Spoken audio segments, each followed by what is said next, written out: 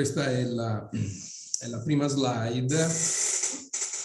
Vale sempre la pena di ricordare in termini di scenario che le risorse sommate di fondi pensione, casse sanitarie integrative, casse professionali e delle fondazioni bancarie in Italia ammontano nel 2020 a 953 rotti miliardi, cioè il 57,75% del PIL. Questa componente è in crescita costante negli ultimi anni e solo pochi anni fa era sotto il 50%, quindi capite che la tendenza è estremamente rilevante. Il flusso di TFR confluito nei fondi pensione negoziali e portato via dall'economia reale è superiore ai 28 miliardi. L'espressione portato via è forse un po' troppo forte, perché sappiamo che le interdipendenze dell'economia globale poi portano sul territorio anche risorse dei fondi pensione stranieri. Però la situazione italiana dal punto di vista regolatorio è tale da rendere questo dato un dato anche di criticità. Se pensiamo che dal 2007 al 2018 ai fondi pensione e al fondo INPS sono affluiti quasi 155,45 miliardi di TFR che erano nelle casse delle imprese italiane e sono tornati nello stesso periodo circa 36 miliardi, il che equivale a solo il 3,5% anno. Questo è il quadro di scenario invece relativo ai soggetti. Noi abbiamo nel 2020 33 fondi pensione negoziali, 42 aperti, 71 PIP e 226 fondi pensione preesistenti. Se vediamo gli iscritti c'è una crescita sia dei negoziali che degli aperti che dei PIP e una ovvia erosione di iscritti ai fondi pensione preesistenti che anno dopo anno ovviamente si vanno riconfigurando dentro le altre forme di fondi. Il patrimonio è oltre 60 miliardi per i negoziali, 25 erotti per i fondi pensione aperti, i PIP assommano a quasi 40 miliardi, i fondi pensione preesistenti a 66 miliardi. Come vedete tutti hanno un segno più negli incrementi patrimoniali.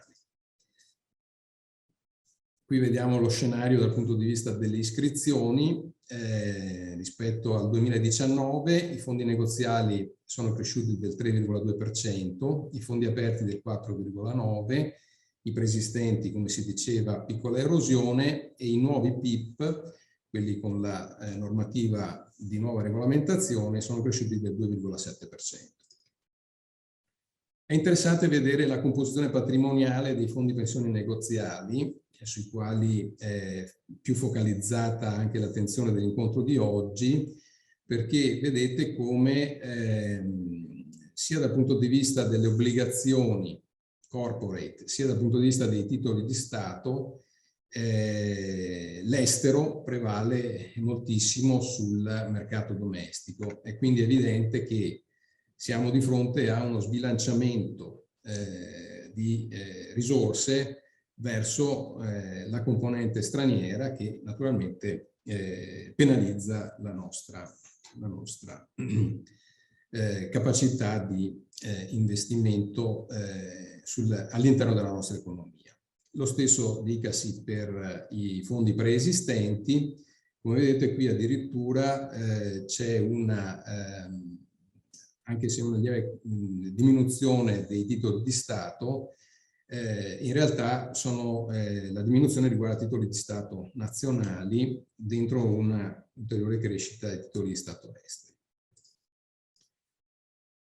Questo è la rappresentazione numerica del grafico di prima. Ecco, vedete qui dal 2019 al 2020 c'è appunto una crescita dei titoli di Stato stranieri insomma più del 2%, con una diminuzione di quelli del mercato domestico. Andiamo avanti. I rendimenti ovviamente sono un capitolo importantissimo, ma vediamo come il garantito sempre intorno all'1% per tutte le forme di previdenza integrativa. L'obbligazionario puro ha delle variazioni significative tra i negoziali e i fondi aperti. L'obbligazionario misto è molto performante sui fondi pensione negoziali e vediamo anche l'azionario che ha 5,6 sui fondi pensione negoziali. Questa è una rappresentazione di un grafico che contiene la relazione annuale della Covip. Lo trovavo molto interessante per la correlazione dal punto di vista demografia impieghi. Come vedete, più si alza l'età e più gli impieghi sono nel garantito, più si abbassa l'età e più si spostano verso forme di investimento che sono più performanti, come appunto il bilanciato, ma soprattutto l'azionario. Quindi lo spostamento dell'età nel tempo comporta una evoluzione anche, diciamo così, delle culture di investimento dei soggetti previdenziali. Quali sono, dal punto di vista dei fondi negoziali, oggi le statistiche di iscrizione? Come vedete, intorno a quasi 1 milione di iscritti il fondo Prevedi, che è edilizia. Subito dopo Cometa, circa 450.000 iscritti, Fonte del terziario 235.000, e i chimici, poi c'è l'Aborfonds, il fondo territoriale del Trentino. Come vedete al quinto, sesto, ottavo posto c'è il nostro Solidarietà Veneto, un pizzico di suggestione federalistica oggi nell'incontro ce la dovete permettere, e poi man mano tutti gli altri fondi, da appunto i ferrovieri alle poste ai lavoratori dell'ambiente, della moda, della gomma plastica, della carta, dell'alimentare e dell'energia. Qui abbiamo messo le variazioni di composizione di iscritti dei fondi dal punto di vista della crescita quantitativa. Come vedete, a parte un piccolissimo fondo che è concreto, se non ricordo male, di materiali di lavoratori nella componentistica dell'edilizia di base, che è cresciuto del 26%, poi segue Perseo Sirio con il 22,42% e abbiamo col 6,43% di crescita da 102.968 a 109.000 iscritti, la crescita di Solidarietà Veneto. Questa cartina, qui siamo sempre sulla relazione Covip, ci mostra il tasso di partecipazione per regione nell'iscrizione ai fondi di previdenza complementare. Come vedete, sopra il 40% dei lavoratori aventi diritto, sostanzialmente i lavoratori dipendenti di ogni regione, noi abbiamo soltanto il Veneto, il Trentino Alto Adige e la Valle d'Aosta. Questa cartina nel 2019 vedeva il Veneto ancora sotto il 40%, quindi possiamo considerare che, soprattutto in virtù della crescita del Fondo Solidarietà Veneto, ma anche di altri 2 o 3 fondi di categoria, abbiamo scavallato questa linea di Maginot del 40%, che ovviamente è caratterizzata dalla presenza di fondi di previdenza integrativa territoriali.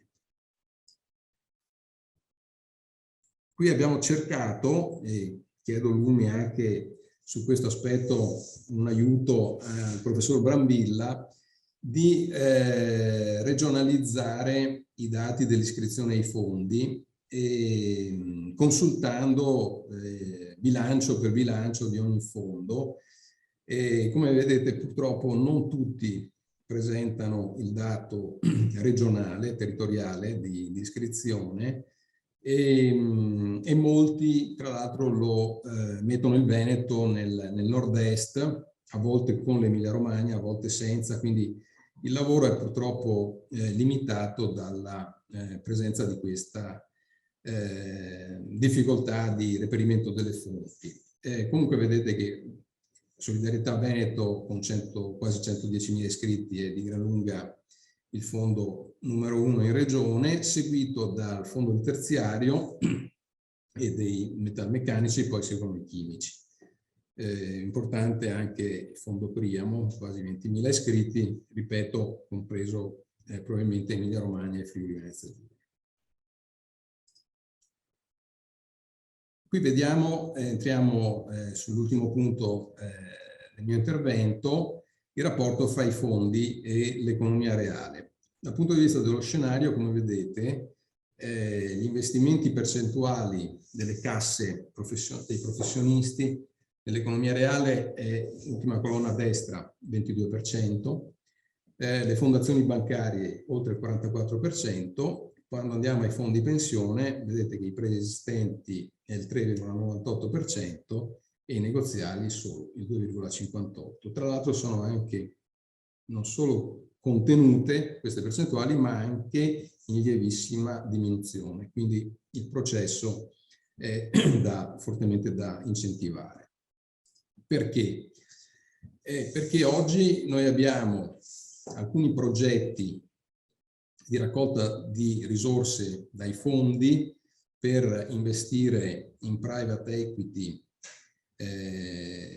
per soprattutto aziende piccolo-medie non quotate, infrastrutture e immobiliare, che sono stati implementati da pochi anni, progetto Iride, promosso dal Fondo della Ceramica, dell'Energia, Gomma Plastica, Pegaso, Previmoda, adesso ha 216 milioni di capitale e sta appunto destinando una quota importante ai fondi investimento alternativi che investono anche in imprese attive in Italia. Poi c'è il progetto Zefiro, partito da meno tempo, 215 milioni da destinare in debito privato focalizzato sull'Europa e il mercato domestico.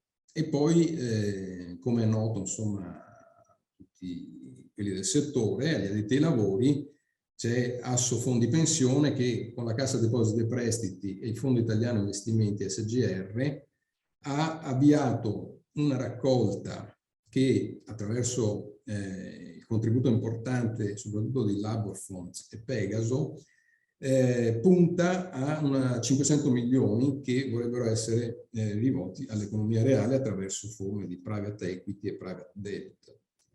Infine abbiamo diciamo, lo scenario di intervento diretto, Solidarietà Veneto, poi sentiremo il direttore Stefano ovviamente più nel dettaglio, con fondi immobiliari chiusi a sostegno delle PMI del territorio, Labor Funds uguale, fondi immobiliari chiusi a sostegno delle PMI del territorio, Eurofer investe in quote di un fondo immobiliare e di un fondo infrastrutturale, Biblos e Priamo investono in quote di private debt e Prevair investe in fondi di private debt e infrastrutture. La situazione che con l'incontro di oggi vorremmo diciamo così, approfondire è esattamente quella di quali sono i percorsi più efficaci per costruire dei progetti che portino investimenti dai fondi a filiere nel nostro sistema di piccole imprese, che sappiamo essere molto, diciamo così, ostico rispetto alla cultura finanziaria di questo tipo, e quindi cominciare a ripensare forse a un passaggio dai famosi bond di distretto che Tremonti aveva incentivato a addirittura bond di filiera legati poi ai progetti che vengono avanti col PNRR, e a verificare se attraverso la competenza regionale prevista nel pacchetto autonomia della previdenza integrativa si possono profilare delle iniziative di sostegno che incentivino fortemente la destinazione nell'economia reale territoriale di queste risorse. Io vi ringrazio e cedo la parola di nuovo al nostro direttore.